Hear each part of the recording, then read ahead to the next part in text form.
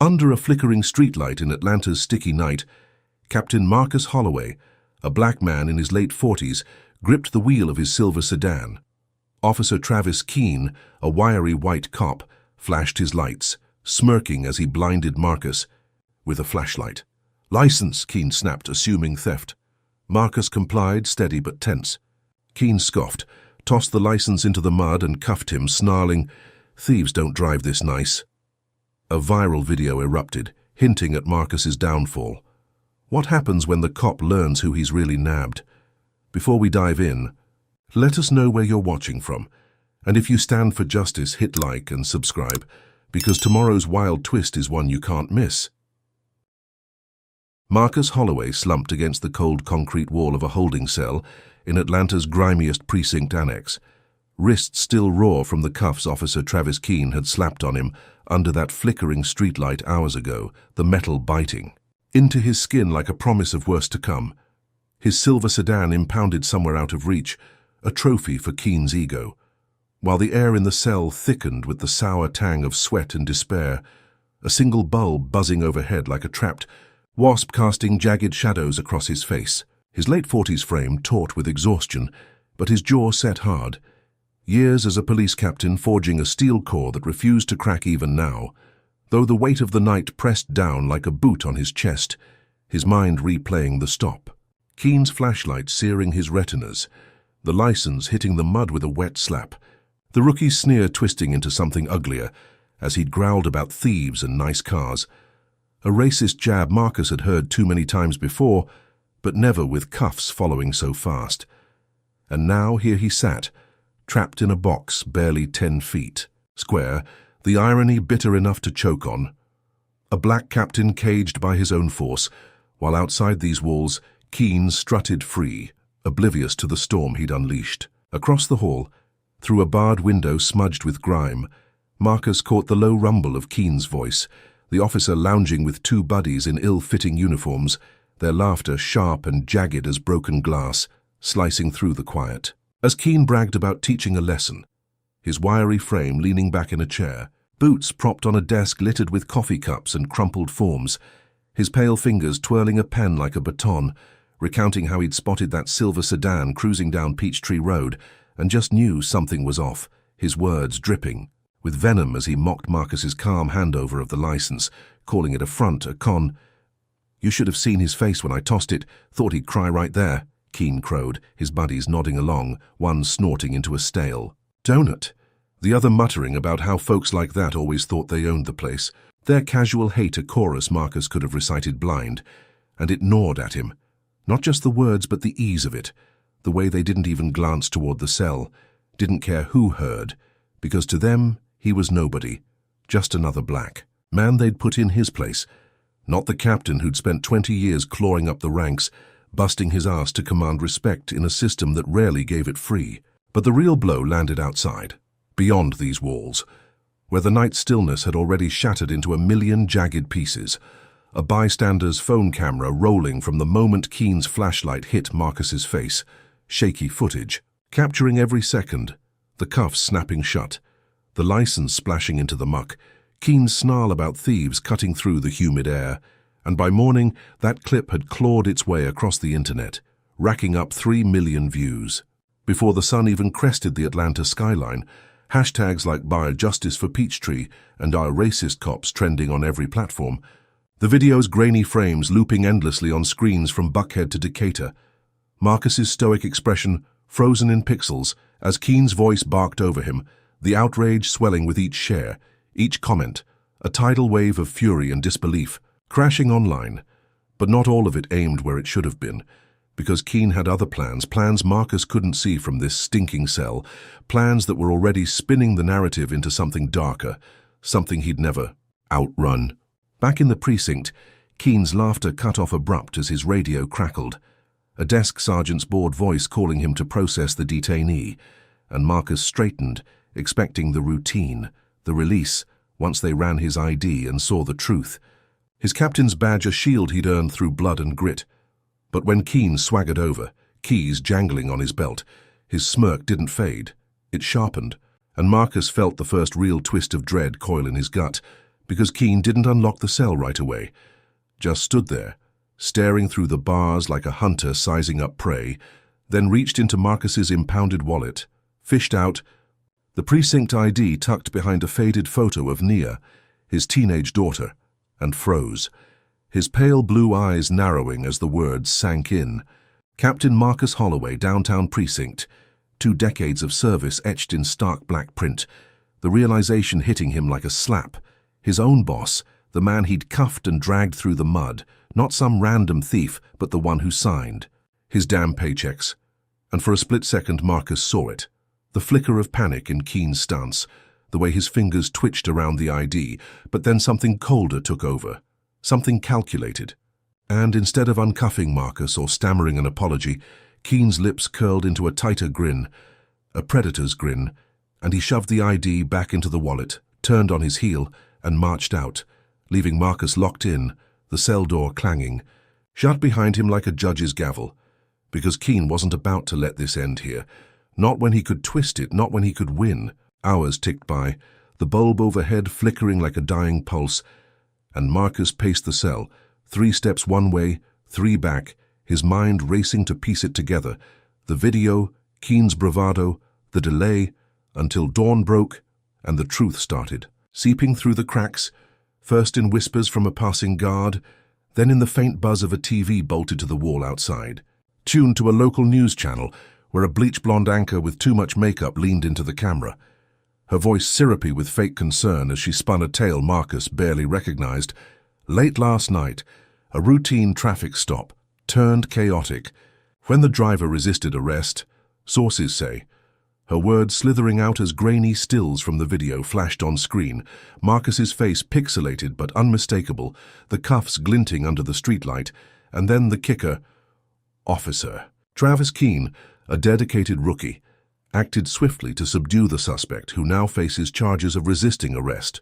A lie so bold it stole the breath from Marcus's lungs, because he hadn't resisted, hadn't even raised his voice, but there it was, plastered across the city, Keene's voice leaking through anonymous tips to the press, claiming Marcus had lunged at him, swung a fist, anything to justify the cuffs, the mud, the humiliation, and the anchor kept going. Questions swirl about the driver's identity, with some alleging ties to law enforcement. But his actions last night paint a troubling picture, and Marcus clenched his fists, nails digging into his palms, because this wasn't just a lie. It was a blade aimed at his throat, his career, his life. Keene's panic flipped into a calculated strike, and as the news looped the clip again, the comments online shifted, the outrage splintering, some still screaming for justice, others swallowing. Keene's story whole? Calling Marcus a thug, a fraud, a disgrace in a captain's uniform. The racism baked into every word, every assumption, and he knew then this wasn't just about one bad stop. It was a war Keene had started, a war Marcus couldn't win from behind bars. By mid-morning, the cell block buzzed with murmurs, guards glancing his way with smirks or shrugs, and Marcus caught snatches of it, the video hitting 10 million views, protests brewing outside City Hall, his name trending alongside slurs he'd spent decades outrunning. And when Keene finally sauntered back, his uniform crisp now, his smirk wider, Marcus stood tall, meeting his gaze through the bars, demanding answers with silence alone. But Keene just leaned in, breath sour with coffee, and muttered, "You think that badge means anything now? Should have stayed in your lane, Captain," before spinning away again, leaving Marcus to stew as the precinct's fax machine whirred, spitting out a release form on a technicality, a clerical error Keene couldn't override. And when the cell docker creaked open at last, Marcus stepped out, shoulders squared, but the air felt heavier, the weight of those 10 million views pressing down, the lies sticking to him like tar, because Keene hadn't just cuffed him, he'd branded him, turned a moment of racist arrogance into a citywide scandal. And as Marcus retrieved his muddy license from a bored clerk, brushing off the dirt with a trembling thumb, he knew this was only the beginning, the video a spark that'd ignite something bigger, something uglier. And Keene's grin told him the rookie wasn't done, not by a long shot, the war just warming up as Marcus walked into a world already turning against him. Marcus Holloway shoved through the precinct's double doors, the humid Atlanta morning clinging to his skin like a second layer of grit.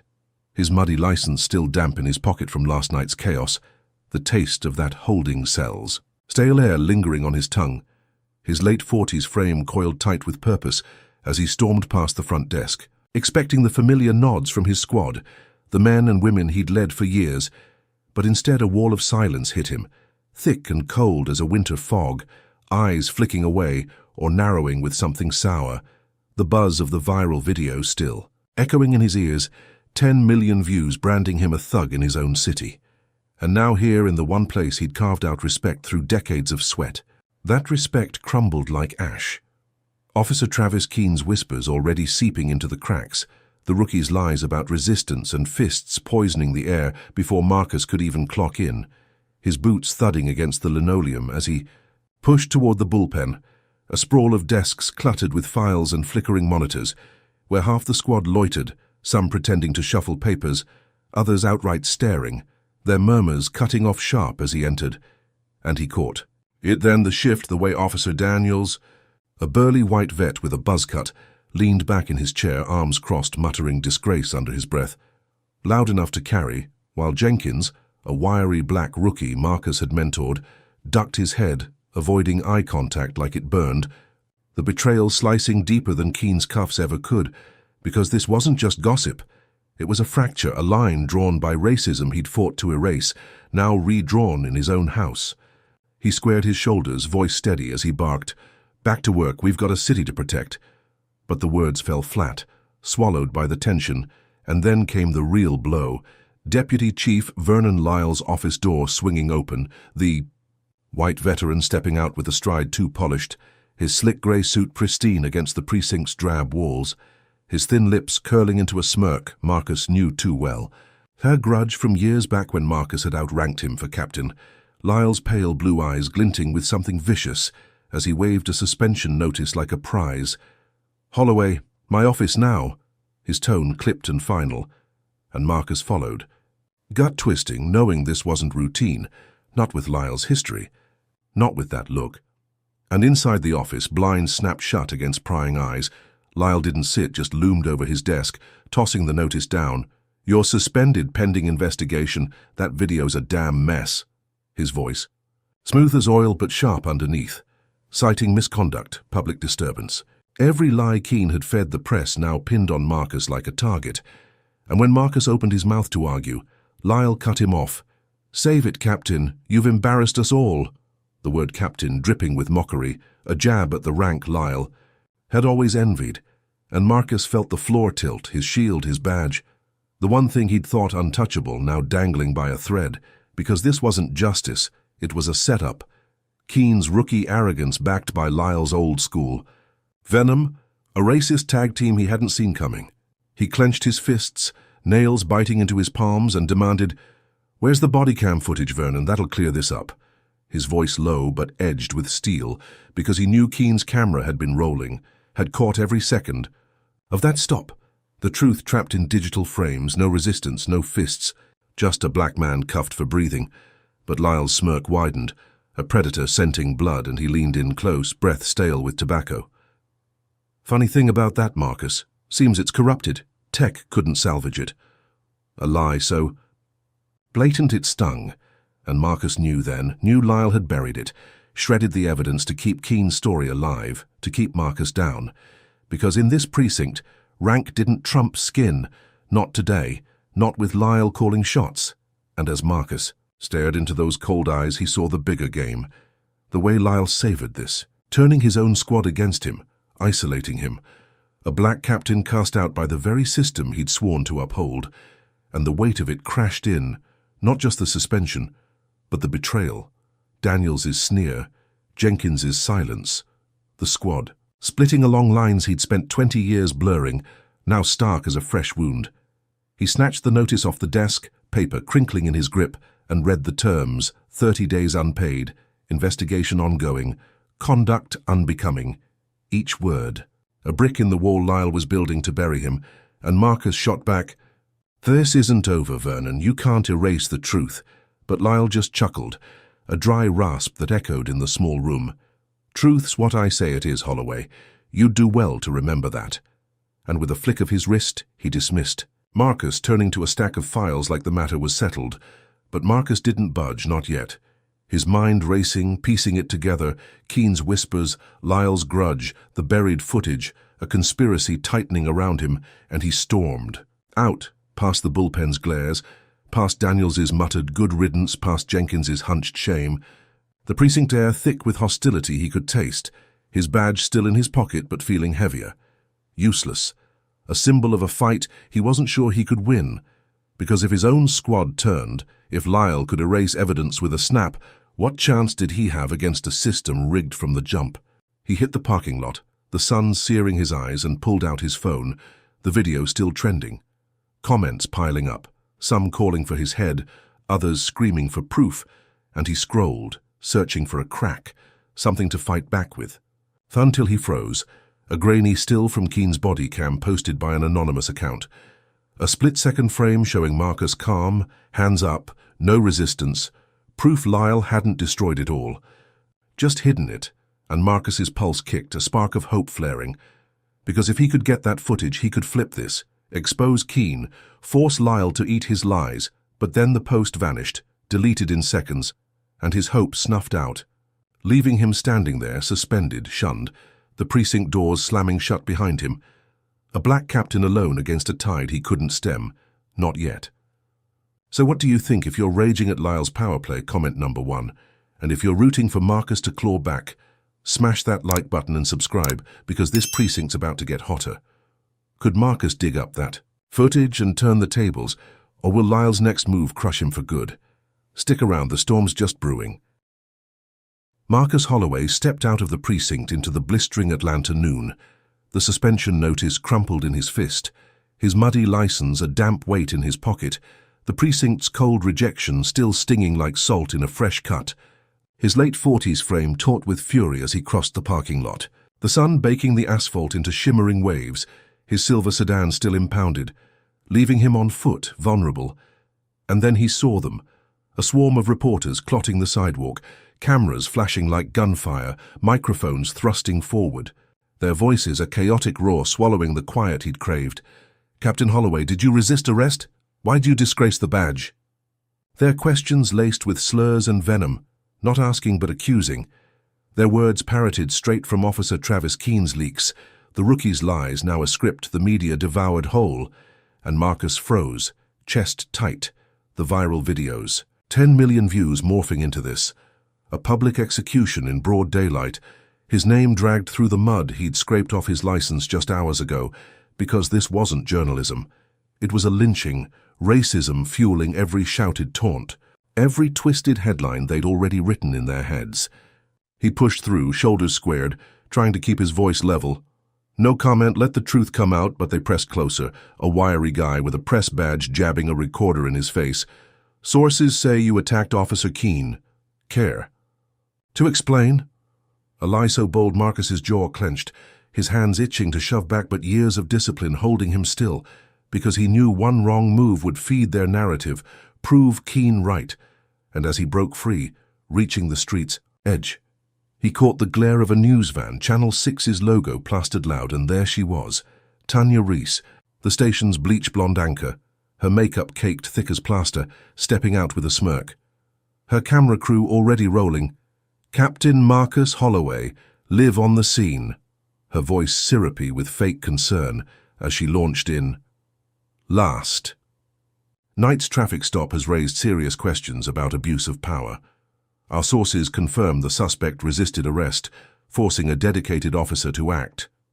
Twisting the story into something unrecognizable, painting Marcus as the villain, a black man who dared wear a captain's badge now abusing it to dodge justice.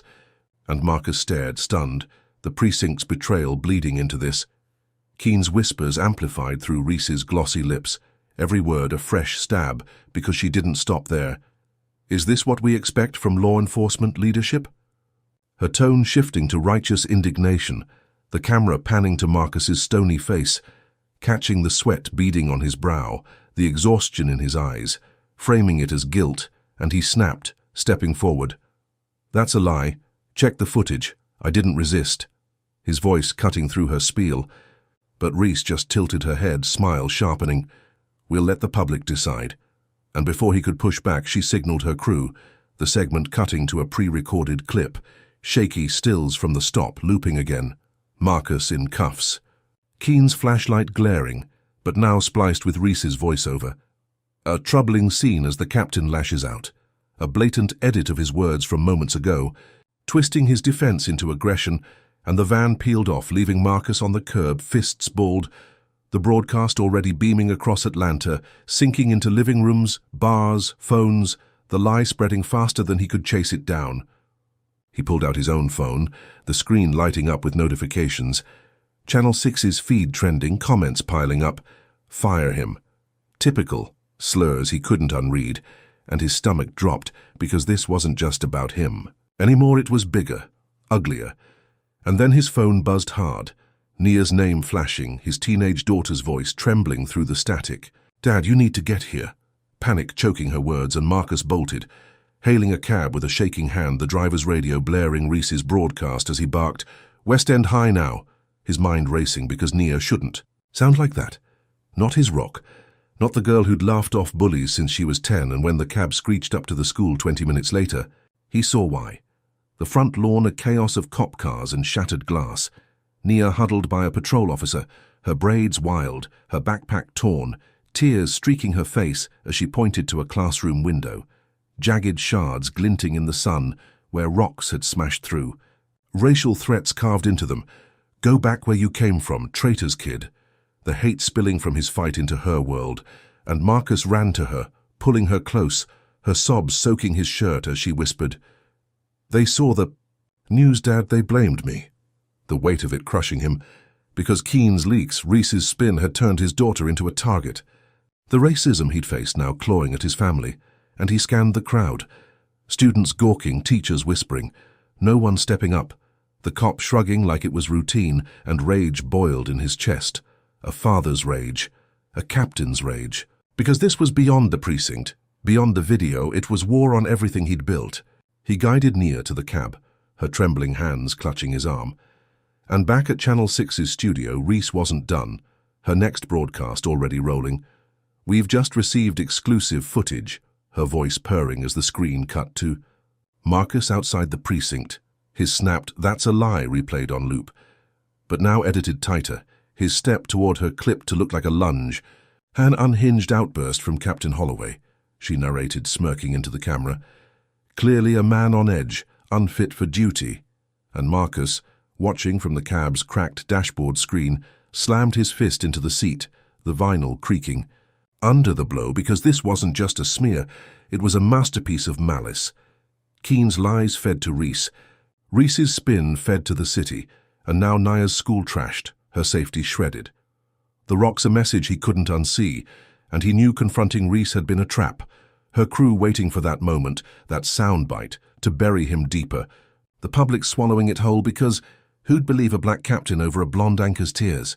The cab rolled through traffic, Nia silent beside him, her breathing shallow, and Marcus scrolled his phone again, the video's views climbing, 12 million now, the school attack trending too, Holloway hate spiking with every refresh, and he realized this was bigger than Keen, bigger than Lyle, a machine of racism grinding him down, his suspension a footnote to this, his badge useless against a city turning hostile, and as they pulled up to their house, a modest brick two-story, dwarfed by looming oaks, he saw the first signs, spray paint dripping red across the garage.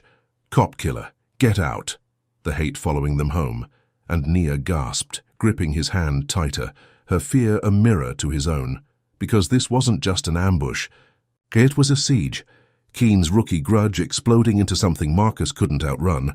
Not yet, and as he ushered Nia inside, locking the door against the world, he knew the media wasn't done, Reese's smirk a promise of more, the rocks at school just the start, and whatever came next would hit harder, cut deeper, because this war wasn't about truth anymore. It was about survival, his daughter's, his own, against a tide of lies he'd have to swim through blind. Marcus Holloway hunched over a chipped kitchen table in his graffiti-scarred Atlanta home, the red spray paint's "Get Out" still bleeding through the blinds, his late 40s frame rigid with purpose, as he flipped through a stack of pilfered files. Old complaints against Officer Travis Keene he'd snagged from a precinct mole before the suspension locked him out. The pages yellowed and creased, detailing a trail of brutality stretching back 5 years. A black teen roughed up in a gas station lot. A grandmother shoved into a squad car for sassing, all swept under the rug by Deputy Chief Vernon Lyle's signature. The ink smudged but damning, proof Keene wasn't just a rookie with a temper, but a pattern Lyle had nursed, and Marcus's pulse thrummed, his muddy license on the table beside. A cooling coffee mug, because this was his shot. A way to flip the viral video's lies, the 12 million views branding him a thug. Naya's school attack still roar in his mind, those rocks with their carved threats a weight he couldn't shake. And he scribbled notes, dates, names, building a case to bury Keene, to claw back his life. His daughter asleep upstairs, her breathing a fragile anchor in the storm. The house quiet save for the hum of a fridge and the occasional creak of settling wood. But outside, the city churned. Channel 6's broadcast looping Reese's Unhinged. Smear, the public's hate festering, and Marcus knew he had to move fast before the next blow landed. He cross-checked a complaint from 2 summers back. A black barber claiming Keene fractured his wrist over a parking ticket. The case dismissed when evidence vanished, Lyle's name again, and Marcus smirked, a grim flicker of hope, because this wasn't just one bad stop. It was a system, a racist machine he'd been blind to, too busy climbing ranks to see the rot. And now it was personal. Keene's cuffs, Lyle's suspension, Naya's tears, all fuel for a fight he wouldn't lose. Not if he could expose this, get it to the right hands, maybe a lawyer. A reporter not in Reese's pocket, someone to crack the precinct's wall. But as he jotted a phone number, the night split open, a guttural roar shattering the silence, headlights blinding through the kitchen window, and Marcus dropped the pen, lunging for the light switch as a pickup truck, black as tar with tires screaming, slammed his impounded silver sedan off the curb, metal crunching like bone. The car spinning into a ditch 10 feet deep beside Peachtree Road, a bridge's shadow looming overhead. And before he could shout for Naya, gunfire erupted, muzzle flashes, spitting from the truck's bed, bullets punching through the sedan's windshield. Glass exploding into the night, a staccato of hate tearing the quiet apart. And Marcus hit the floor, heart slamming, crawling to the window as the truck peeled back, masked men in hoods whooping, their silhouettes stark against the bridge's sodium glow. And he saw it then, spray paint glistening wet on the sedan's crumpled hood, traitor, in jagged white letters. A message colder than the bullets, because this wasn't random, this was Keene, the rookie's voice crackling through a scanner Marcus kept from his captain days, tucked in a drawer, now buzzing alive as he yanked it out. Suspect's vehicle secured, send cleanup. Keene's smug drawl unmistakable, a taunt meant for him. Proof the rookie had tipped these vigilantes, turned his lies into a kill order, and Marcus staggered up, blood trickling. From a graze on his elbow where he'd hit the table, alive but shaken, the files scattered like fallen soldiers across the floor. He stumbled outside, the sedan a twisted wreck, oil pooling black under the bridge, the air thick with gasoline and cordite, and he scanned the ditch, the truck long gone, taillights fading into the midnight haze, but the scanner kept spitting. Keene's chatter, he'll learn his place now. The rookie laughing with someone off mic, maybe Lyle, maybe another crony, and Marcus's rage boiled, a father's rage, a captain's rage, because this wasn't just about him anymore. It was Nia, asleep upstairs, oblivious to how close those bullets had come. The rocks at school a warning, this an escalation, a racist vendetta. Keene wouldn't let die, and Marcus climbed into the ditch, boots slipping in the muck, wrenching the sedan's door open, glass crunching underfoot as he grabbed his old service pistol from the glove box. Still locked there from impound, a cold comfort in his grip because if Keene wanted war, he'd get it. But not like this, not blind, not yet. He hauled himself out, chest heaving, and checked the house, Nia still safe, her door cracked open. Her soft snores a lifeline, but the traitor tag burned in his vision, a scar on his car, his name, his soul, and he knew Keene's prints were on this, not literal but close, the scanner's static a confession, the vigilantes his pawns, and Marcus sank into a kitchen chair, pistol beside the files, mind racing, because he'd been digging for dirt, planning to expose Keane. But this was a counterstrike, a message he couldn't ignore, the rookie doubling down, turning lies into lead. And Marcus had to act, had to protect Nia, had to hit back, but how when every move he made seemed to pull the noose tighter? The night stretched on, cicadas droning outside, the sedan's wreckage a silent witness, and Marcus gathered the files, tucking them into a duffel, because staying here wasn't safe, not after this, not with Keane's voice still echoing in his ears. And he woke Nia, her eyes bleary but wide as he whispered, "We're moving now." Her trust in him absolute. Even as fear flickered and they slipped out the back, the scanner in his pocket, Keane's taunt looping. He'll learn. A promise of more, because this wasn't the end. It was a beginning. A war Marcus hadn't asked for, but one he'd fight, because giving up wasn't in him. Not after 20 years. Not after Nia. Not after this. So if you're boiling at Keane's dirty game, comment number 1. And if you think Marcus deserves to bury that punk, smash that like button and subscribe, because this fight's getting bloodier. What happens when Marcus trusts the wrong ally next? Keep watching, the twist is coming fast. Marcus Holloway crouched in the dim glow of a flickering motel lamp 30 miles outside Atlanta. The duffel of Keane's brutality files splayed across a sagging mattress, his late 40s frame hunched over the papers, his silver sedan a bullet-riddled. Memory in a ditch. Nia curled on the second bed, her teenage breath shallow with exhaustion, her trust in him a tether as they hid from the vigilante truck's echo. The traitor graffiti still searing his mind, Officer Travis Keane's scanner taunt looping in his ears, and his old service pistol rested cold beside the files, a last resort he hoped to avoid. The motel's peeling wallpaper and musty air a far cry from their spray-painted home, but safer for now, his muddy license tucked into his wallet. A relic of a life crumbling fast because 12 million views branded him a thug. Nia's school rocks a warning, the truck a kill shot, and he needed help, needed leverage, needed someone inside the precinct to crack this racist wall Keane and Deputy Chief Vernon Lyle had built. And as he traced a finger over a complaint from 3 years back, a black kid's nose broken by Keane over a jaywalking stop, dismissed by Lyle's. Scroll. His phone buzzed, an unknown number flashing, and he answered, voice low, "Who's this?" The line crackling before a woman's voice cut through, sharp but cautious. "Captain Holloway, it's Detective Sarah Polk, downtown precinct. I've got something you need." And Marcus straightened, pulse kicking, because Polk, a white cop in her 30s, had a rep for playing straight. Her short blonde hair and clipped tone a fixture in briefings he'd led, and if she was reaching out now, past Lyle's suspension, past the squad's betrayal, maybe she saw the truth. Maybe she was the crack he needed. She met him an hour later in a diner off the highway, neon buzzing outside, her grey jacket rumpled, her green eyes darting as she slid into the booth, a manila envelope thudding onto the table. Keane's dirt, stuff Lyle buried deeper than those complaints. Her words clipped, urgent, and Marcus opened it, heart-pounding pages spilling out, internal memos, witness statements, a photo of Keane smirking over a cuffed black teen, blood streaking the kid's shirt, all stamped closed by Lyle's hand, and Sarah leaned in, voice dropping. "I pulled these from a locked drawer in evidence, risked my neck. But what Keane did to you, it's wrong. I'll help you expose him." Her sincerity a lifeline. And Marcus nodded, hope flaring, because this was gold. Enough to sink Keane, maybe drag Lyle down too, and he trusted her. Years of reading people telling him she was legit, her outrage mirroring his own, so they plotted.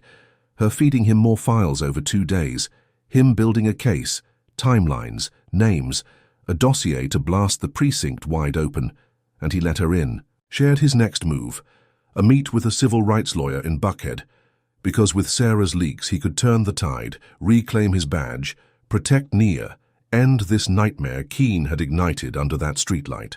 They met again at the motel, dawn breaking grey through the blinds, Sarah clutching a USB drive.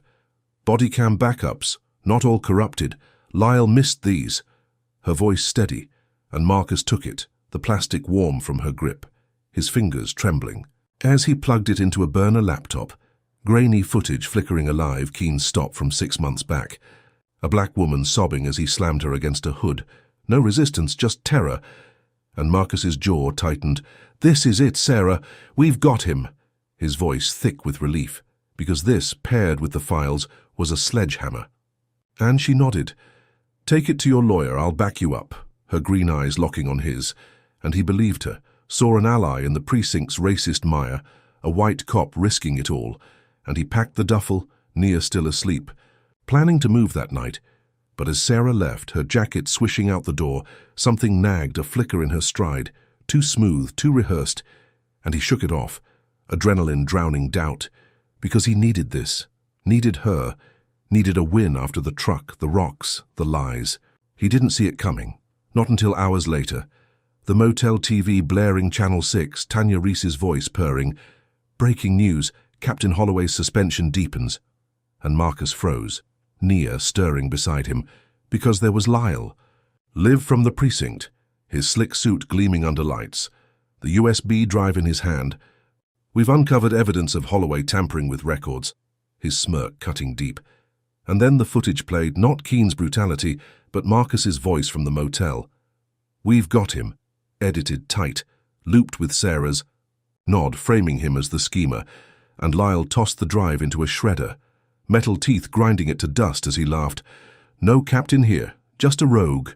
The sound echoing as Marcus's badge flashed on screen, revoked remotely, the precinct system locking him out, a civilian now stripped bare, and he lunged for the duffel, rifling through, the files gone. Sarah's leaks vanished, her betrayal slamming home because she'd handed it all to Lyle, every memo, every plan, a trap he'd walked into. Blind, and he sank onto the bed, Nia's eyes wide. "Dad, what's happening?" Her voice a thread he couldn't snap, because Sarah wasn't just a mole, she was Keen's cousin, a fact he'd missed, her green eyes a lie, her outrage a performance. And Lyle's shredder was her curtain call, leaving Marcus defenseless, exposed, the precinct's wall thicker than ever. His phone rang, a school number, and he answered, dread coiling, the principal's voice shaking. "Mr. Holloway, Nia's locker. It's been torched, fire's out, but the damage." And Marcus cut her off. "She's with me, safe, but the you words tasted hollow because Nia gasped. "My books, my pictures." Her sobs breaking him, and he hung up, rushing her to the car he'd borrowed from a friend, a beat-up hatchback, peeling out as the motel faded behind, the TV still blaring. Lyle's triumph, because this wasn't just a badge gone. It was Nia hit again, the racism spiraling, Keen's vigilantes, Lyle's power. Now Sarah's knife in his back, and he drove, knuckles white, mind racing, because he'd trusted her, built a case, thought he'd won. But she'd flipped it, fed him to Lyle, and the locker's ashes were her parting gift, a message he couldn't dodge, the war escalating beyond the precinct, beyond the video, into every corner of his life. And as Nia clung to him, her tears soaking his sleeve, he knew this wasn't the bottom. Not yet, because Lyle's laugh, Keen's taunt, Sarah's smirk, they promised more. A storm he'd face, stripped of rank, stripped of allies, but not stripped of fight. Not while Nia needed him, not while breath still burned in his lungs. Marcus Holloway stood in the cramped basement of a West End barbershop, the air thick with aftershave and defiance, his late 40s frame taut against a folding chair, the duffel emptied of Sarah's stolen files, now stuffed with maps and notes. Nia beside him in the borrowed hatchback outside, her locker's ashes still stinging her eyes. His badge revoked, his muddy license a useless token, but his voice steady as he faced a circle of community leaders, grey-haired pastors, young activists, a nurse with calloused hands, all gathered after the motel. TV showed Deputy Chief Vernon, Lyle shredding his case, Sarah Polk's betrayal a fresh wound, the vigilante truck's traitor tag a scar he couldn't scrub, and Marcus laid it out. "Keen's a thug with a badge, Lyle's his shield, they've got me pinned, but we can fight back," his words sharp, cutting through the hum of a buzzing razor upstairs, because he'd lost the precinct, lost his rank, but not this. Not the people he'd sworn to protect. And Reverend Tate, a wiry man with a voice like gravel, nodded. "We've seen this before. Marcus, they'll bury you if we don't push." While Aisha, a 20-something with a megaphone reputation, slammed a fist on the table. "That video's got 12 million eyes, let's use it." And hope flickered, a spark in the dark. Because these weren't cops turning their backs. These were allies. A lifeline against Keen's cuffs, Lyle's lies, the rocks at Nia's school, the bullets in his sedan. And they planned a protest at City Hall, a press conference to counter Channel 6's smear, Marcus's truth against Tanya Reese's spin. And as the meeting broke, hands clasped his shoulders, promises whispered, "We've got you." A chorus he clung to, because this felt like traction, a tide turning, a chance to flip the racist war Keen had ignited under that streetlight. He stepped outside, dusk painting Atlanta in bruised purples. Nia's silhouette in the hatchback a reminder of why he fought, her trust his anchor, and he drove them to a safe house, a friend's duplex 10 miles out, the barbershop's energy buzzing in his veins because tomorrow's protest could shift it all, force the precinct to blink, expose Keen's brutality, Lyle's cover-ups. And he slept light, pistol under the pillow, dreaming of a crowd chanting his name, justice breaking through, but midnight shattered that dream. Sirens wailing, tires screeching, and Marcus bolted upright, Nia gasping beside him, red and blue lights flooding the duplex windows. A dozen cops storming in, battering rams splintering the door, and Officer Travis Keen led the pack, his wiry frame swaggering, smirk wide as he barked, "Search it now!" His voice a taunt Marcus knew too well, and they tore the place apart, cushions slashed, drawers dumped, Nia clinging to his arm as Keen's goons yanked a duffel from under the couch, not Marcus's, not the one he'd packed, but a new one, unzipped to spill bricks of white powder across the floor, cocaine glinting under flashlights, and Marcus's gut dropped. "That's not mine," his shout drowned by Keen's laugh. "Sure, Captain, sure," because this was a plant, a frame-up, and then the cameras rolled, Channel 6's crew bursting. In Tanya Reese's blonde head bobbing behind Keen, her mic live. "We're here as police raid the home of disgraced Captain Marcus Holloway," her voice syrupy with glee, broadcasting the chaos to millions, cops dragging Marcus out in cuffs. Again, Nia screaming, "Dad, no!" As Keen shoved her back, the drugs a prop, the raid a stage, and Marcus twisted, locking eyes with Keen. "You'll pay for this." But the rookie just grinned. "Smile for the news, drug lord," the word a blade. Because this wasn't just a bust, it was theatre. Keen's revenge amplified. The protest snuffed before it could breathe. They hauled him down the steps, asphalt biting his knees, Reese's camera panning close. A shocking turn in the Holloway saga, her narration slick as oil, and then Lyle appeared, stepping from a squad car, his grey suit pristine, his smirk. The mirror to Keen's. "We've uncovered a drug operation tied to Holloway, a disgrace to the badge," his voice booming for the mics. Labeling Marcus a kingpin, a lie so grotesque it stole the air and the crowd gathered. Neighbors peering from porches, not the allies from the barbershop, but strangers. Some shouting, "Lock him up!" Others hurling bottles, glass shattering. At his feet, the public's hate a tidal wave because Reese's spin, Keen's plant, Lyle's words flipped the script. The 12 million views now a jury, and Marcus saw it. The tide he'd hoped for crashing against him, his community rally. Drowned by this, Nia's sobs fading as a cop pulled her away. "She's a minor, we'll handle her." And panic clawed his chest because she wasn't safe, not with Keen's goons, not with Lyle's reach, and he roared, "Don't touch her!" But cuffs tightened, a boot slammed his back, and the crowd surged, bottles raining, a rock clipping his brow, blood trickling warm as Reese narrated. Chaos erupts as the suspect resists, twisting his struggle into proof, and they shoved him into a squad car, the door slamming, the world blurring. Through tinted glass, Nia gone, taken, the safe house a crime scene. The drugs a lie he couldn't unstick. Hours later, locked in a precinct cell, the TV blared Lyle's press conference. Holloway's operation ends tonight, justice served. His slick lies a victory lap, and Marcus paced, 3 steps one way, 3 back, his mind racing because the protest was dead. The leaders scattered, his allies silenced by this, and Nia, his rock, was out there, alone, vulnerable. The locker fire a spark, this ablaze, and he pieced it.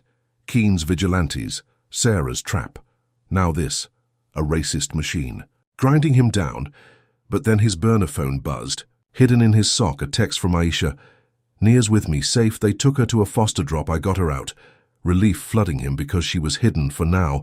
But the war wasn't over. Keen's frame-up a masterstroke, Lyle's drug. "Lord, tag a shackle." And as the cell bars loomed, Marcus knew this was bigger, crueler, a public crucifixion he'd have to claw through, because giving up wasn't him.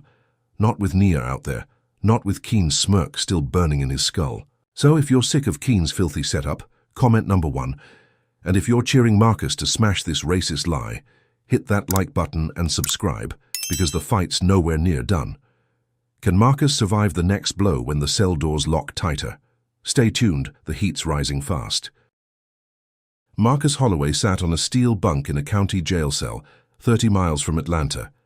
The concrete walls slick with damp, his late 40s frame bruised from the staged raid, wrists raw where cuffs had bitten during the Channel 6 spectacle. The drug lord lie Deputy Chief Vernon Lyle pinned on him, still ringing in his ears. Nia safe with Aisha for now, a fragile relief in this storm. His badge revoked, his muddy license lost to impound. The duffel of Keen's files, a memory shredded by Sarah Polk's betrayal. And now here, locked in a 6x8 cage, the air, sour with piss and bleach, a dozen inmates eyeing him through the bars, their murmurs sharp as shivs because word had spread. Captain Holloway, the cop killer turned drug king, a target painted bright by Officer Travis Keen's frame-up. Lyle's press conference, a death sentence broadcast live. And Marcus knew this wasn't just detention. It was a trap. Keen's vigilantes on the outside, Lyle's pawns in here. Racism a noose tightening with every tick of the clock. His pistol, gone. His allies scattered, but his jaw set hard. 20 years of grit refusing to buckle even as the cell block's fluorescent buzz drilled into his skull. The first move came at dawn, boots scuffing the floor, 2 inmates sauntering close, a hulking white guy with a shaved head and swastika ink, his buddy leaner, twitchy, a scar slicing his cheek, both bribed by Keen's whispers. Their grins feral as they slipped through the breakfast line, shivs glinting in their fists, homemade blades from melted plastic and filed metal, and Marcus stood, back to the wall, fists clenched. Walk away, his voice low, steady. But they lunged, swastika swinging high, scar aiming low, and Marcus ducked, elbow slamming into swastika's gut, a grunt bursting out as he twisted the shiv free, metal clattering, then pivoted, knee smashing Scar's nose, blood spraying hot across the bunk. A third inmate jumping in, wiry and fast. But Marcus caught his arm, snapped it back, bone cracking sharp. The fight a blur of sweat and rage, his training kicking in, 20 years of busting punks like these, and he stood over them, chest heaving, the cell block roaring, some cheering, some cursing because he'd won for now. But the victory tasted like ash, the trap still snapping shut. A guard stormed in, a squat white man with Lyle's smirk, baton crackling with a taser's blue arc. Back off, Holloway. His bark a lie, because Marcus hadn't moved, hands up, blood dripping from a split knuckle. But the guard swung. Anyway, prongs biting Marcus's ribs, electricity searing through him, legs buckling as he hit the floor, teeth grinding against the jolt, the inmates laughing. That's the captain? Their jeers a chorus Keen would have loved, and the guard leaned close, breath sour with dip. Self-defense, asshole, you swung first, a fabrication so blatant Marcus's rage flared. But the taser pinned him, a second jolt frying his nerves, and they dragged him to solitary. A black box barely 4 feet wide, the door slamming, darkness swallowing him, because this was Lyle's game, Keen's script, the fighter set up to break him, the guard a cog in their racist wheel, and Marcus curled on the slab, pain pulsing, mind racing, because Nia was out there, the protest dead, the drugs a lie, and he had to get out, had to fight. But how, when every step sank him deeper? Hours bled into days, the box a void of silence and stink, his body aching, the taser's burn a constant throb, but then a clank, the door creaking, a different guard, black, young, eyes darting as he whispered. Evidence came up, you're clear, drugs didn't stick. And Marcus staggered out, squinting into the light, a public defender at the gate, a nervous kid with a briefcase. Prints on the stash weren't yours, case dropped. His voice shaky, and Marcus nodded, relief bitter, because this wasn't justice, it was a fluke, Keen's sloppy plant unraveling.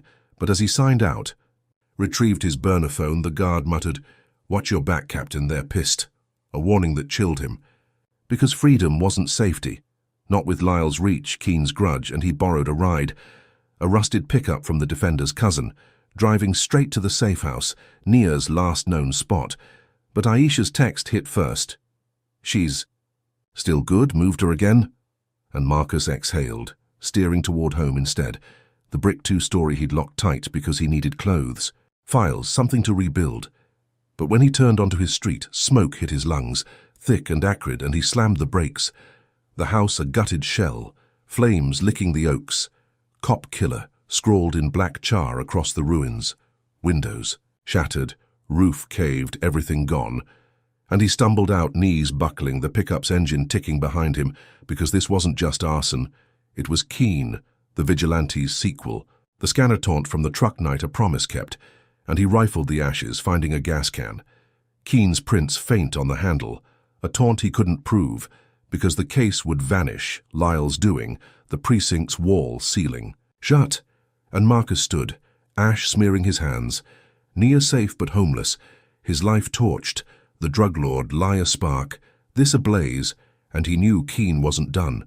Lyle's laugh from the TV still echoing, because this was war, a racist inferno he'd walked out of jail into, and as neighbors gawked, sirens wailed distant. He climbed back into the pickup, jaw tight because freedom was a lie, the trap still snapping, and whatever came next would hit harder, cut deeper, but he'd fight, for Naya, for the ashes, for the man he still was, badge or not. Marcus Holloway crouched in the shadows of a derelict warehouse on Atlanta's outskirts, the air heavy with rust and mildew, his late-40s frame hunched over a burner laptop, its screen casting a faint blue glow across his ash-smeared hands. Nia hidden with Aisha somewhere safe, his home a charred ruin with cop killer etched in its bones, the jail taser's sting still pulsing in his ribs, his badge gone, his muddy license a ghost. But his eyes burned with purpose. The rusted pickup parked outside, a lifeline from the public defender's cousin, because Officer Travis Keen's frame-up, Deputy Chief Vernon Lyle's lies, Sarah Polk's knife, the vigilante truck, the torched, locker all piled into a war he couldn't lose, not with Nia out there. Not with Keen's smirk still haunting him, and he cracked his knuckles, plugging a stolen USB stick into the laptop. A backdoor key from a precinct tech he'd bribed before the suspension, because going rogue was his only play, hacking the servers to claw back what Lyle shredded, to expose Keen's brutality, to turn the 12 million views into a weapon. And as the screen flickered, code scrolling fast, he breached the firewall, precinct records spilling open, a digital vein. He'd bleed dry. He dug deep, fingers flying, pulling files Keen thought buried, brutality complaints, body cam clips Lyle hadn't torched. A black delivery driver beaten over a taillight, blood pooling on asphalt, a teen cuffed and kicked for loitering. Audio of Keen laughing. Next time, stay off my street. Each frame a nail in the rookie's coffin, and Marcus's pulse raced, because this was it. Proof the drug lord lie was smoke. Proof Keen was the thug, Lyle the enabler. And he zipped it all, uploading to a dark web forum, a site buzzing with hackers and whistleblowers, the files hitting at 3 a.m, a silent bomb.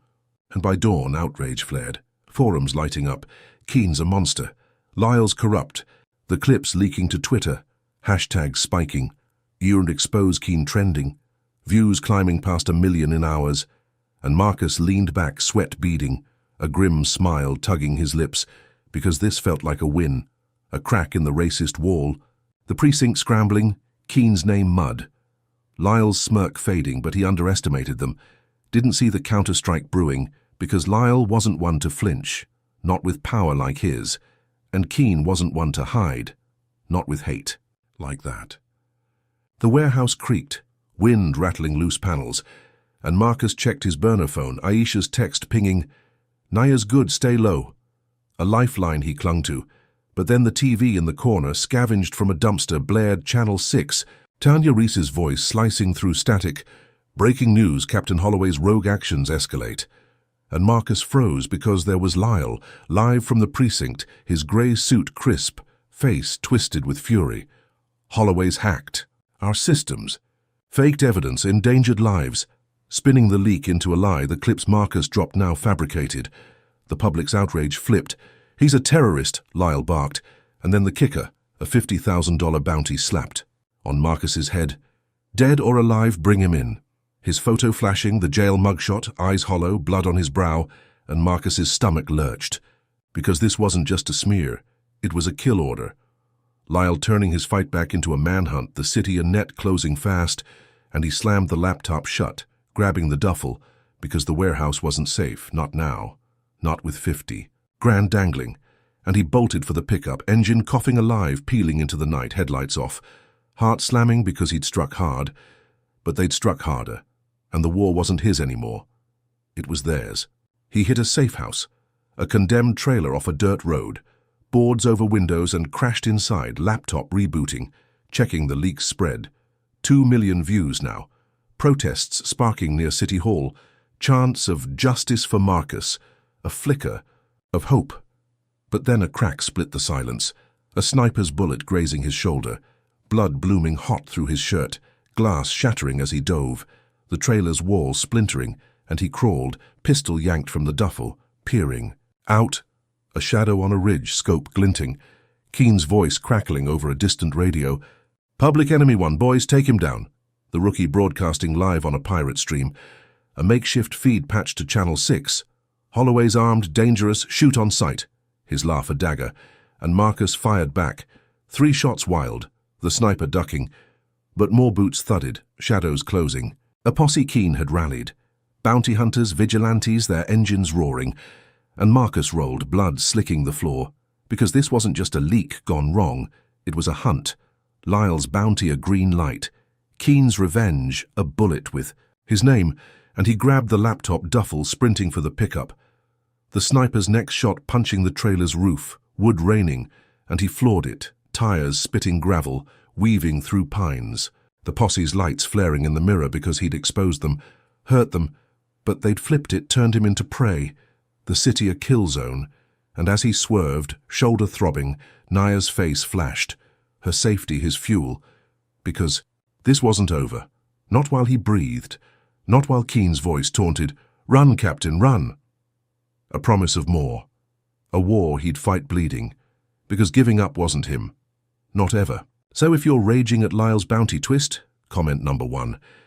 And if you're rooting for Marcus to outrun this racist hunt, smash that like button and subscribe, because the stakes are climbing. What happens when Keen's next move traps Nia in the crosshairs? Hang tight, the fire's spreading quick. Marcus Holloway gripped the rusted pickup's wheel, blood seeping from the sniper's graze on his shoulder. The Atlanta night a blur of pine shadows and distant sirens, his late 40s frame wired with adrenaline, the burner laptop on the passenger seat still warm from hacking precinct servers. Keen's brutality leaks now at 2 million views. Lyle's $50,000 bounty a death knell ringing in his ears. His home ash, his badge dust, Naya, his only anchor, hidden with Aisha, and he punched the gas, weaving backroads to a safe house. She'd texted. A crumbling duplex in Decatur because the sniper's bullet. Officer Travis Keen's Public Enemy 1 taunt meant time was bleeding out, and he had to get her, get out, flee the city before Lyle's posse closed the net, the pickup's engine coughing as he skidded to a stop, gravel crunching, his pistol tucked in his waistband. A cold weight against the chaos because Nia's safety was all that mattered. The cop killer graffiti, the torched locker, the jail shivs, all building to this. A racist war he'd fight to his last breath. He banged on the duplex door, wood splintering under his fist, Aisha yanking it open, her braids wild, eyes sharp. "She's upstairs, Marcus, but we heard cars, close." Her voice tight, and he bolted up, stairs groaning, finding Nia in a bedroom, her teenage frame hunched over a backpack, braids spilling loose, relief flooding her face. "Dad!" A whisper that broke him, and he pulled her close, her warmth a shield against the storm. "We're leaving now," his tone firm, because the leaks had hit Keen hard, the protests flaring, but Lyle's bounty flipped it, turned him into prey, and Nia nodded, trusting, always trusting, even after the rocks, the raid, the fire, and they raced down, Aisha trailing. "I'll cover you." Her megaphone voice a promise, but as they hit the porch, engines roared, headlights blinding. 3 black SUVs screeching in, Keen's goons spilling out, ski masks and rifles, a scream ripping from Nia as they grabbed her, wrenching her from Marcus's grip. His pistol half drawn before a barrel slammed his skull, stars bursting, and he hit the dirt. Aisha tackled beside him, the goons dragging Nia to a van, her kicks, wild. "Dad, help!" her cry, a knife in his gut, and he staggered up, blood trickling. But the van peeled out, tires smoking, leaving him gasping, because Keane had her, his daughter, the rookie's revenge, a living blade, and Aisha clutched his arm. "They streamed it, Marcus, live. He's demanding you surrender." Her phone thrust forward, a shaky feed from Keane's pirate signal. Nia bound in the van, eyes wide, a thug's voice barking, "Holloway, turn yourself in or she's done." And Marcus's rage ignited. A father's rage, a captain's rage, because this wasn't just a hunt, it was personal. Keane twisting the knife deeper than ever. He tracked the stream, Aisha's tech skills pinging it to a warehouse 10 miles west, an abandoned steel hulk off the river, and Marcus floored the pickup, shoulder throbbing, mind racing, because Nia's sobs looped on that feed, Keane's goons. Taunting, "Your dad's a dead man." And he couldn't wait, couldn't plan, just drove. The pistol his only edge, the duplex fading as Aisha shouted, "I'll get the others." Her voice lost to the wind, and he hit the warehouse at midnight, tires skidding, the hulking shell looming under a moonless sky, rusted cranes clawing the dark, and he slipped in. Boots silent on concrete, pistol up, shadows shifting, until he saw her, Nia tied to a chair. In a pool of floodlight, her braids tangled, tears streaking, and Keane's laugh echoed. But it wasn't him. It was Lyle, stepping from the gloom, his grey suit pristine, a revolver pressed to Nia's temple. "Welcome, Marcus," his smirk. A venomous curl, because this wasn't Keane's play. It was Lyle's, the deputy chief, orchestrating, Keane just the bait, and Marcus froze, pistol trembling.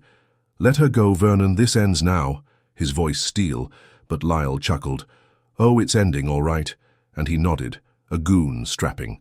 A bomb vest to Nia, red digits ticking, 30 minutes glowing, wires snaking tight, and Marcus's breath caught, because this was beyond cuffs, beyond bounties, a death trap, and Lyle holstered his gun. "Drop it, Holloway, or she blows." His tone casual, cruel, and Marcus hesitated. Nia's "Dad, don't," a plea he couldn't ignore. But he lowered the pistol, kicking it across, because her life trumped his fight, and Lyle grinned. "Good choice."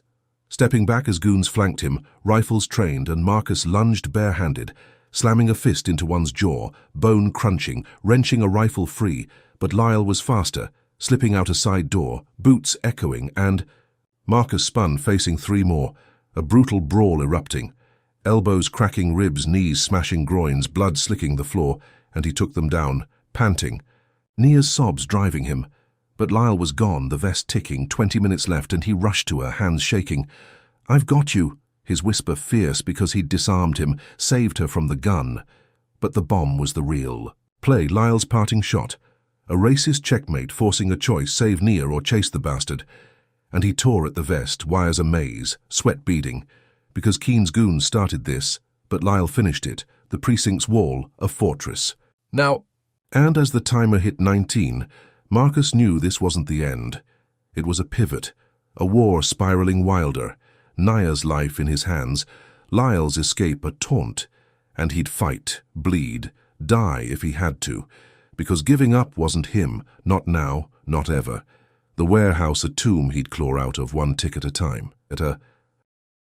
Marcus Holloway knelt on the warehouse's cold concrete, his late 40s frame trembling over Nia, her teenage body strapped to a chair, the bomb vest's red digits ticking down from 19 minutes, wires a tangled death trap under the Atlanta.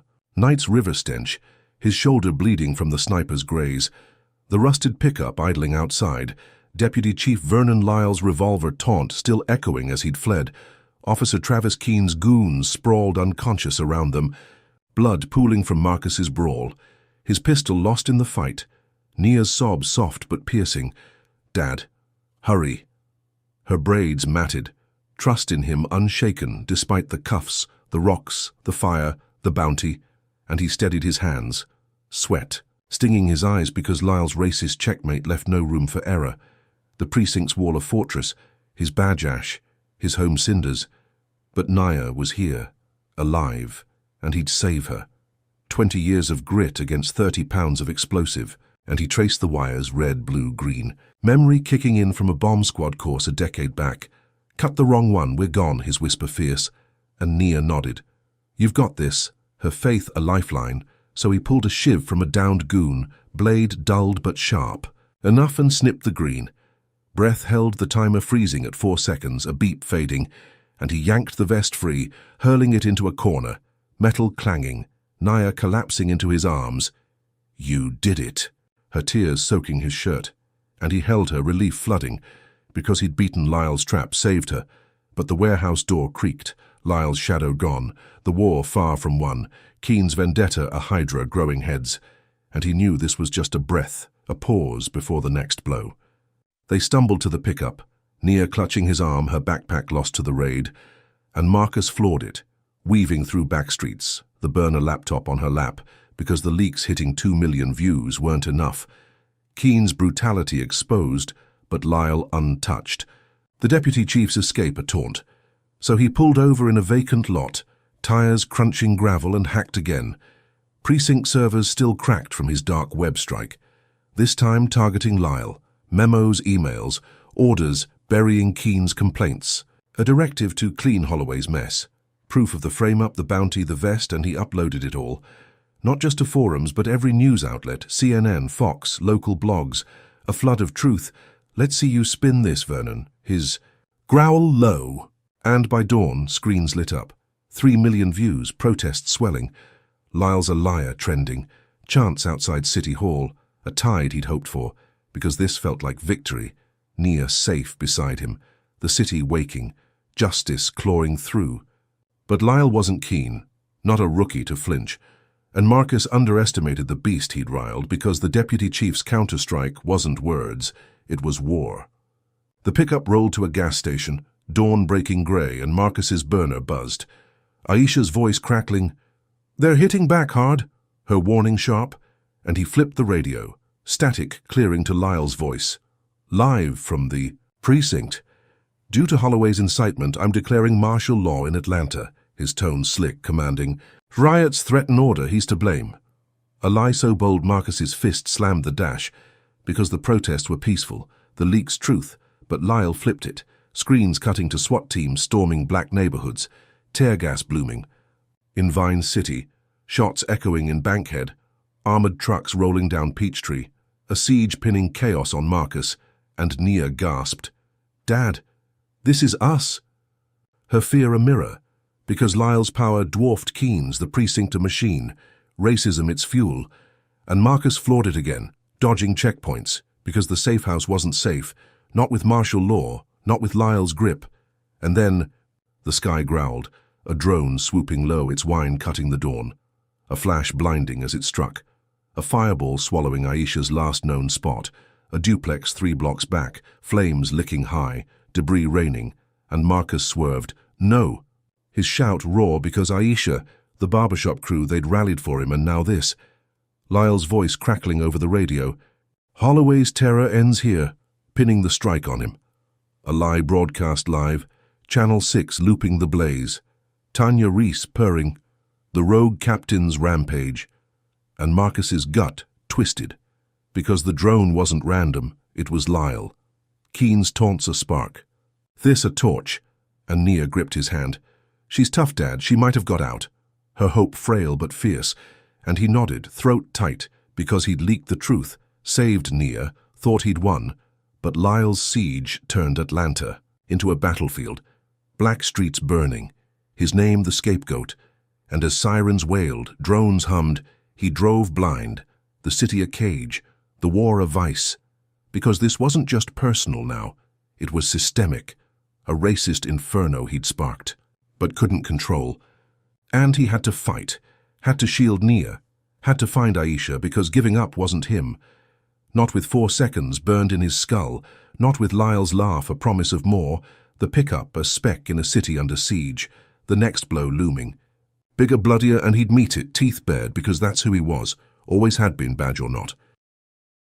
Marcus Holloway barreled the rusted pickup through Atlanta's smoke-choked streets, Nia clinging to the passenger seat, her teenage eyes wide against the chaos of martial law, his late 40s frame taut with desperation, shoulder throbbing. From the sniper's graze, the burner laptop wedged between them, Lyle's drone strike still smoldering in his mind, Aisha's fate unknown, the city a war zone under Deputy Chief Vernon Lyle's grip, SWAT teams tearing through black neighborhoods, tear gas clouding Vine City. The Holloway's terror lie pinning it all on him, his badge ash, his home cinders, but his jaw set hard, because Nia was safe, the bomb vest a memory cut at 4 seconds, and he'd fight for her, for Aisha, for the truth, Aisha, for the... Steering toward a community center in West End, a brick stronghold where survivors rallied, the pickup skidding to a stop, tires biting gravel, and he hauled Nia out, pistol tucked in his waistband, a scavenged rifle from the warehouse slung over his back, because Officer Travis Keen's vendetta, Lyle's siege, had pushed him here. A last stand against a racist machine, and he'd make it count. No surrender. Not now. Not ever. Inside, the center buzzed. 30 souls, barbershop allies, activists. Reverend Tate's gravel voice barking orders. Board the windows, they're coming. His wiry frame hauling planks. Aisha staggering in, singed but alive. Drone missed. Me, Marcus, I ran. Her braids frayed, relief flooding him, and he clasped her shoulder. Good to see you. His voice rough. Because she'd saved Nia, held the line, and now they fortified, tables flipped, chairs stacked, a barricade against the siege, Nia taping windows, her hands steady despite the fear, and Marcus rallied them. We hold here, broadcast the truth. Lyle's done, his tone steel, because the leaks hit 3 million views, protests raged, but Lyle's martial law drowned it, and he needed more, a blow to crack the precinct wide, so he rigged the laptop, patching into a live stream, a shaky signal from Aisha's phone. We're not the enemy.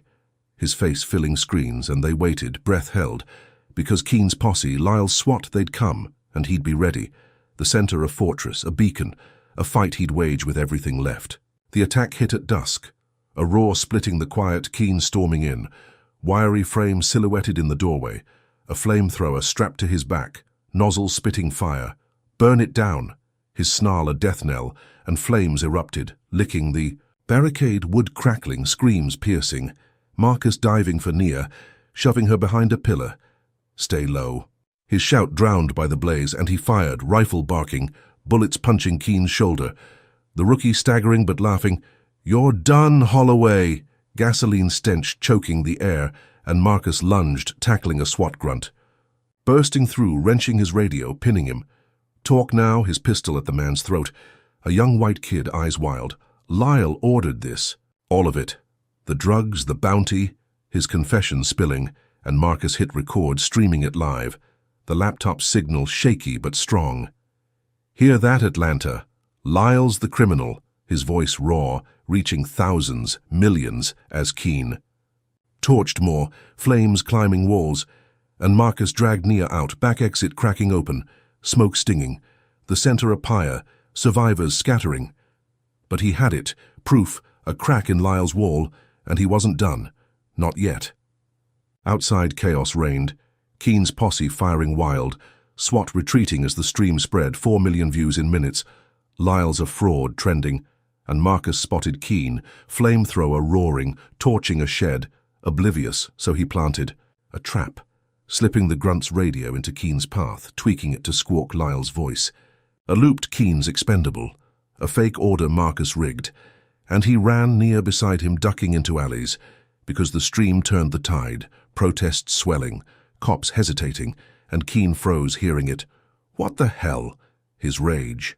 Pivoting, and Lyle's chopper swooped low, floodlights glaring, the deputy chief barking, "Secure the scene!" But Keen spun. "You set me up?" His shout a fracture, and Marcus grinned, grim. Because the plant worked, Lyle's own man turning, and sirens wailed. Keen cuffed mid-rampage. "This ain't over." His snarl fading as they dragged him off, but Lyle lifted off, blades thumping. "You'll pay, Holloway." His voice a vow escaping into the night, and Marcus stumbled, Nia clutching him. The center ash, survivors safe, the confession live, a win snatched from fire, but Lyle free, the war twisting because Keen was down, not out, and Lyle's flight was a promise, a racist titan unbowed, And Marcus knew as smoke curled this wasn't the end. It was a pivot, a stand that had cost him, a fight he'd waged bleeding because Nia breathed beside him. Aisha limped nearby, and that was enough for now to keep going, to face whatever Lyle threw next, teeth bared, soul unbroken. Marcus Holloway slumped against the splintered wall of a rural cabin 50 miles north of Atlanta. The rusted pickup, parked under a sagging pine canopy, his late 40s frame battered from weeks of war, Nia curled on a cot beside him, her teenage breath steady in sleep. The faint glow of a kerosene lamp flickering across her braids, his shoulder stiff from the sniper's graze, ash still clinging to his boots from the community center's ruin, the burner laptop dead on a crate, its last broadcast. The SWAT. Confession, still echoing in his skull. 4 million views cracking Officer Travis Keen's reign, Deputy Chief Vernon Lyle's chopper fleeing into the night, the city a smoldering siege Marcus had barely escaped, his badge a memory, his home. Cinders, but Nia safe. Saisha alive somewhere out there. And this cabin, a friend's hunting shack off a dirt road, was a fragile pause, a breath in the storm, the pine scent sharp, the silence heavy, his pistol on his lap, a cold weight against the chaos.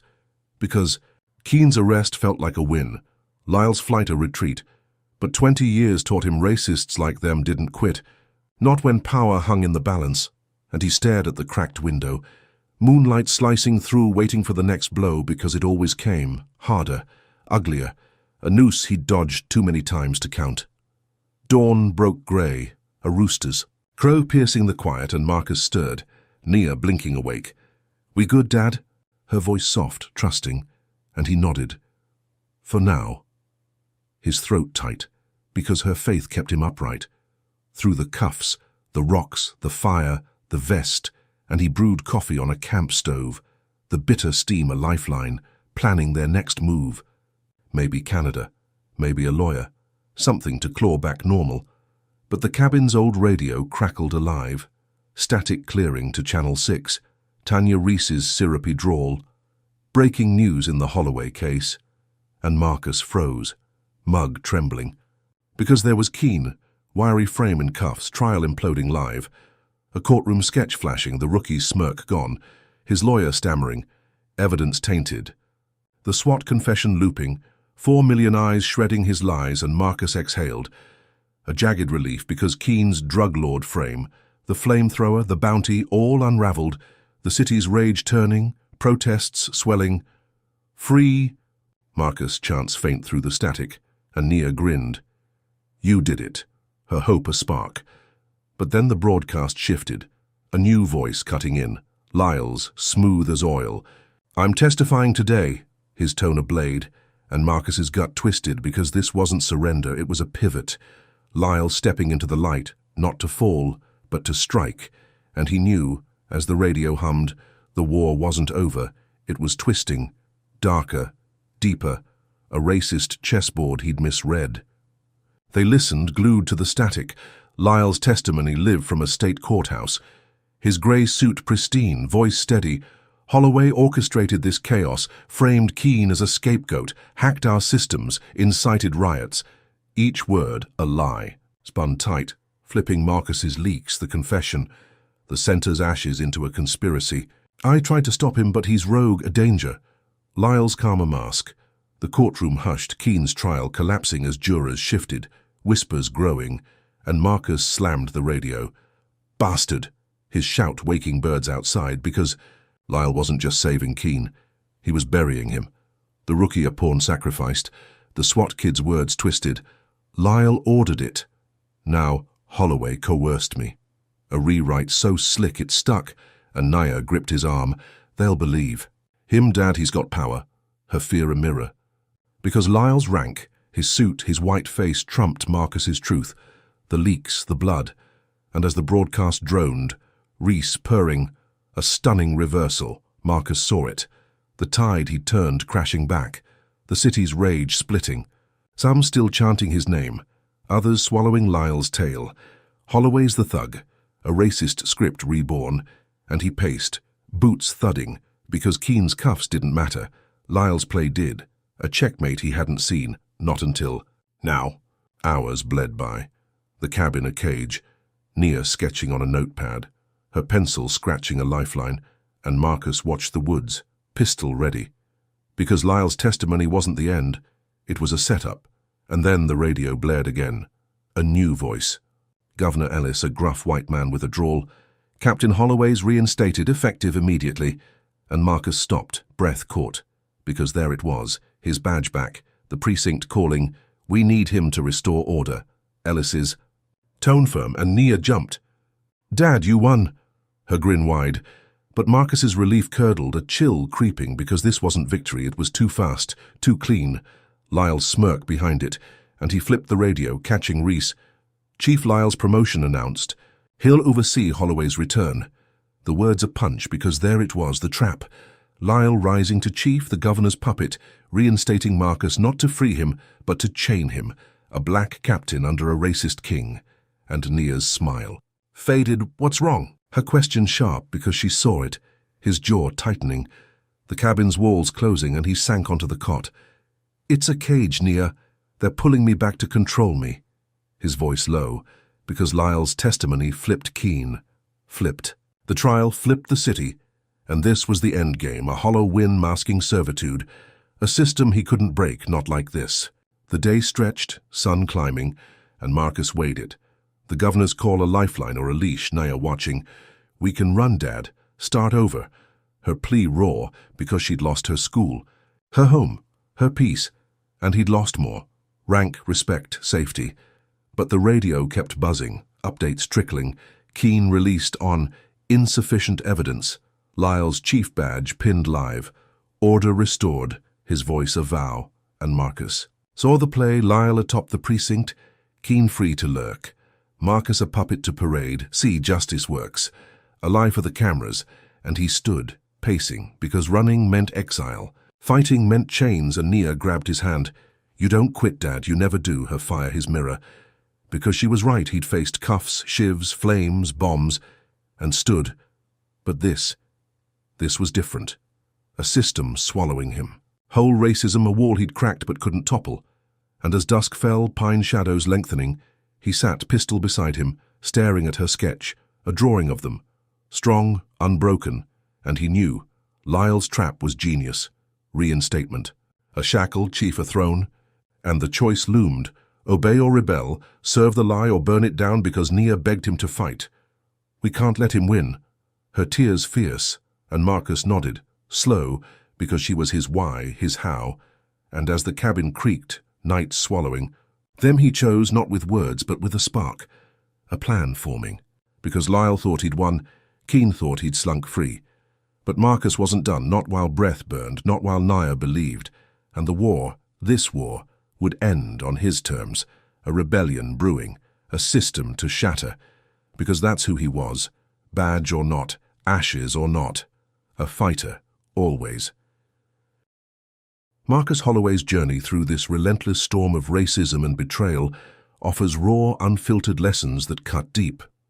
First, systemic racism isn't just a shadow. It's a machine, grinding down even those who rise within it, like Marcus, a black captain cuffed by his own rookie, Travis Keen under a flickering Atlanta streetlight. His rank couldn't shield him from the assumptions baked into Keen's sneer or Deputy Chief Vernon Lyle's calculated venom, proving that badges bend under bias and power protects its own. Second, resilience is a weapon sharper than any pistol Marcus clutched. From the viral video's 12 million views branding him a thug, to the vigilante truck's bullets, to Nia's bomb vest ticking down to 4 seconds, he fought, not just for himself but for his daughter, for justice, a grit that refused to snap even when his home burned and his precinct turned. Third, trust is a gamble. Sarah Polk's green eyes hid a knife, flipping Marcus's leaks into Lyle's shredder, a reminder that allies can cloak betrayal in sincerity, especially when racism pulls the strings. Fourth, truth is a spark, not a savior. Marcus's dark web leaks hit millions, cracked Keen's lies, but Lyle's martial law drowned it, showing how systems twist facts into shackles. Finally, the fight's never clean. Marcus's reinstatement wasn't victory. It was Lyle's cage, a chief's throne over a puppet captain, leaving him with a choice, obey or rebel. This story screams that racism doesn't just bruise, it builds walls, and breaking them takes more than courage. It takes cunning, sacrifice, and a fire that won't die. For Marcus, Nia's plea to fight wasn't just a daughter's hope. It was a mirror to his soul, a man who'd claw through ashes because giving up wasn't him. So what's the takeaway? Justice isn't handed out. It's wrested, bloody and raw, from hands that'd rather crush you, and even then, the system might twist it back. Where do you stand when the wall looms? Do you swing or step back? Comment below if Keen's downfall lit you up, hit like if Marcus's stand fuels you, subscribe if you're in for more, and share if this war's worth shouting about. Thanks for riding this brutal ride with us. Stay fierce, stay real, and may you find strength to face your own battles, because the fight's out there waiting.